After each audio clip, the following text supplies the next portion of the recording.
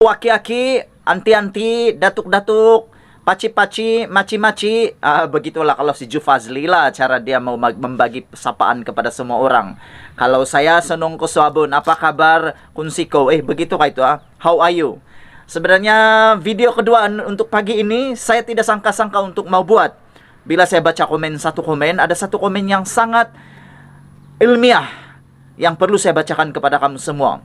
Ada orang tanya, soalan yang kedua ini adalah parti politik apa yang akan menang yang kita perlu undi pada PRU yang ke-15 ini. PRU pula, pada pilihan raya negeri pada kali ini. Sebelum saya jawab kepada kamu semua, saya beritahu kepada kamu semua, channel ini adalah channel natural. Kita tidak mau kasih tahu siapa kita mau sokong, sebab undi itu undi rahasia. Kalau kau tanya saya ini penyokong parti Safi Afdal kah, Musa Aman kah, saya tidak boleh bagi tahu sebab itu adalah undi rahasia. Ada orang cakap yang paling bahaya ini adalah yang di pagar. Yang lagi bahaya yang lompat-lompat katak. Kamu setuju kah? So, sekejap lagi video ini akan hanya ada bacaan saja. Jadi kamu tunggu saya baca itu komen orang baru kita ulas. Oke? Ikuti saya terus. Jumpa lagi. Baiklah kawan-kawan semua, persoalan ini telah ditimbulkan oleh Nur Samijan Muhammad Ehsan daripada channel Nazilin Unity. Ada 4 soalan yang diajukan. Soalan yang pertama adalah persoalan yang boleh dibangkitkan menurut beliau. Adakah langkah Tan Sri Musa Aman membawa katak-katak ini untuk menukar kerajaan Sabah mendapat restu daripada UMNO Pusat?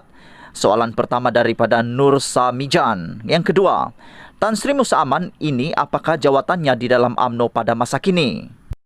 Sila tinggalkan komen Anda untuk menjawab soalan nomor 1 dan nomor 2. Pada pendapat kamu, apakah soalan nomor 1 ini boleh dijawab? Soalan nomor 2 ini persoalan yang paling penting dan paling hangat. Baiklah, mari kita lihat pula soalan nomor 3. Jika mengikut pada masa kini, jika mengikut tradisi UMNO di Sabah, siapa-siapa yang menjadi pengurusi Badan Perhubungan UMNO Negeri Sabah secara tradisinya akan dilantik menjadi Ketua Menteri. Tetapi kenapa kelihatan tidak seperti itu? Pada pendapat admin Nazilin Unity, persoalan ini mungkin ditimbulkan oleh seorang yang pernah menjadi ahli UMNO kerana selok-belok parti UMNO beliau ketahui. Karena menurut beliau, secara tradisi, Ketua Badan Perhubungan UMNO Negeri Sabah biasanya akan dilantik menjadi Ketua Menteri. Tapi kenapa pada kelihatan tidak jadi seperti itu pada kali ini? Soalan yang keempat. Penglibatan bersatu di dalam mencampuri hal ehwal pentadbiran negeri Sabah, yaitu dengan menurunkan setiausaha politik Tan Sri Muhyiddin Yassin dan Menteri KDN Keselamatan Dalam Negeri yaitu Datuk Sri Hamzah Zainuddin ke Sabah. Bagi saya secara pribadi agak memalukan bagi Bung Mukhtar. Seolah-olah pelantikan beliau sebagai pengerusi Badan Perhubungan Negeri Sabah tidak dipandang dan tidak dihormati oleh pihak Tan Sri Musa Aman. Cuba perhatikan rombongan Tan Sri Musa Aman, ada tak gambar Datuk Sri Bung Mukhtar? Ini yang menimbulkan sedikit ingin tahu di mana kedudukan Datuk Sri Bung Mukhtar pada saat ini. Oke, jadi kamu sudah nampak 4 persoalan yang telah ditimbulkan oleh seorang penonton di dalam channel Nazilin Unity. So sekarang kalau dapat, mari kita rungkai satu persatu soalan-soalan yang telah dipersoalkan tadi itu. Soalan yang pertama itu dia tanya tentang kedudukan Bung Mukhtar.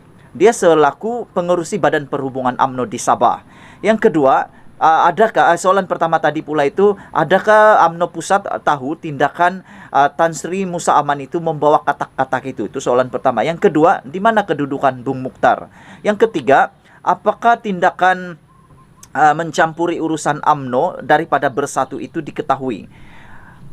Persoalan itu paling bagus. Kenapa sampai Zahid Hamidi telah mengakui secara terperinci juga bahawa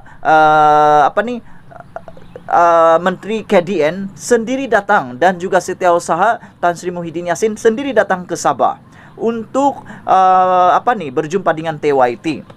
So, ini persoalan-persoalan yang luar biasa yang perlu kita ketahui. Dan saya tidak mau menyebelahi mana-mana parti. Cuma kita mau tahu saja apa sebenarnya yang berlaku di dalam politik Sabah pada hari ini. Tolong kamu semua tinggalkan komen soalan pertama, kedua, dan ketiga, dan keempat itu. Ini sesuatu yang sangat baik untuk kita semua. Jangan kamu risau. Ada masa juga nanti kita akan bercakap tentang politik, parti politik yang lain juga. Saya penganalisis bebas, jadi kita akan cakap semua parti politik. Kita akan cakap APKO, kita akan cakap parti politik STA, kita akan cakap parti politik Warisan, kita akan cakap parti politik PBS. Semua parti politik kita akan cakap supaya lebih adil. Kalau tidak adil, nanti kena guring. Dan sebentar tadi saya mau sampaikan kepada kamu semua juga berita terkini daripada Bung Mukhtar. Daripada portal, sebuah portal, saya tidak ingat apa portal itu, tapi sebentar tadi Bung Mukhtar telah memberitahu dalam portal itu pada hari Ahad ini 2 hari bulan Ogos, 2 hari bulan 8. Apa dia bilang si Bung Mukhtar itu? Mereka akan bermusyawarah untuk menentukan siapa yang akan menjadi calon pembahagian kerusi, pembahagian calon untuk pilihan raya negeri Sabah. Jadi kita berdoa begini sajalah. Apa-apapun berlaku di negeri kita, kitalah penentu dia. Pilihan raya pasti sudah berlaku 60 hari. Sekarang tinggal 59 hari lagi pilihan raya. Paling lama lah gitu. Mungkin akan berlaku dalam pertengahan bulan 9 kita akan memilih. So, kita akan tengok siapa yang ada manifesto yang terbaik. Kita akan ulas semua manifesto-manifesto itu. Dan ada orang yang pergi bagi komen tadi di dalam channel saya tentang manifesto. Dia cakap, dia antara yang dia mau adalah penambahbaikan jalan raya di kampung, bekalan air, apalagi itu peluang pekerjaan, bantuan para petani, apalagi UU, tidak tahu undang-undang apa itu UU itu. Dan dia cakap, akta lompat parti harus ditubuhkan di negeri Sabah. Sebab ini bukan kali pertama Sabah ada lompat parti. Saya setuju, ada orang marah dengan saya, kecam saya di channel saya. Dia bilang, kau tidak cek-cek lagi kah? Dulu warisan bentuk kerajaan pun sebab lompat parti. Iya, mana ada saya nafikan, memang betul. Dulu warisan pun memang dia bentuk kerajaan sebab ada lompat parti juga. Ya, tapi masalahnya masa itu saya belum penganalisis politik, baru hari ini. Jadi nantilah kita cakap tentang itu. Nanti kamu ikut terus channel saya. Jangan lupa berikan komen kamu. Kalau kamu suka dengan channel saya, ada orang kecam saya tadi, dia orang bilang, sepet-sepet mata. Biarlah bah, lahir sudah sepet, apa boleh buatlah kan. Ndahin seberapa pun tidak apalah. Kalau kamu suka dengan channel saya ini, kamu mau dapatkan isu-isu yang terkini dari channel ini, tekan butang subscribe dan tekan butang itu loceng, supaya setiap kali saya ke udara, kamu dapat isu-isu yang terkini. Kita sayangi Malaysia kita punya. Yang paling penting Sabah, siapa lagi tentukan kalau bukan rakyat Sabah. Kita jumpa lagi, majulah Malaysia, majulah Sabah untuk kita semua. Mari kita naik basikal. Bye-bye.